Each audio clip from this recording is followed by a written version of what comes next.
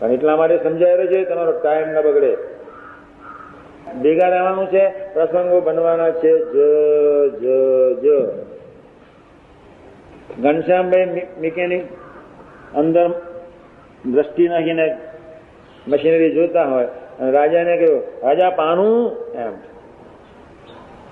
તે રાજાના મનમાં કે લાવો લઘુ કરીને પાનું આપું છું. એટલામાં ફાટે જ. બધાને એક રીત છે કે બધાએ મારી રીતે વર્તવું જોઈએ. એક જ ગુનાથી પૃથ્વી પર આવે, સૌની રીતે વર્તે. બસ પરમહંસોની રીતે વર્તી ગયા. એક ગુરુ ગુનાથી, એક યોગીજી મહારાજ સૌની રીતે વર્તે. એની કોઈ રીત રસમ નહીં, એની કોઈ આગવી રીત કશું જ મળે નહીં.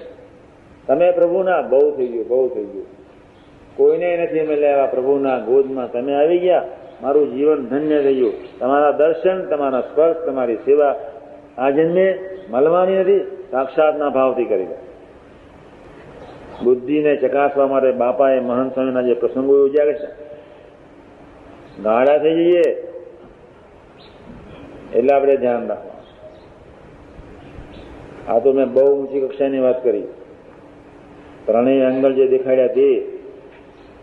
પણ સામાન્યમાં સામાન્ય પ્રસંગોમાં આપણે હારી જઈએ,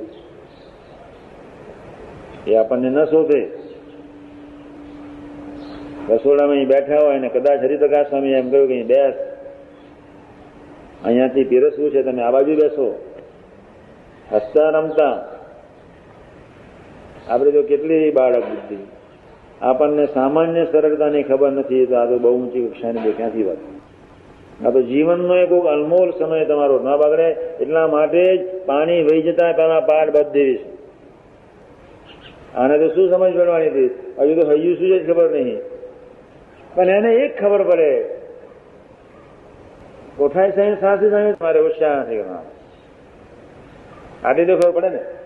બહુ થઈ ગયું,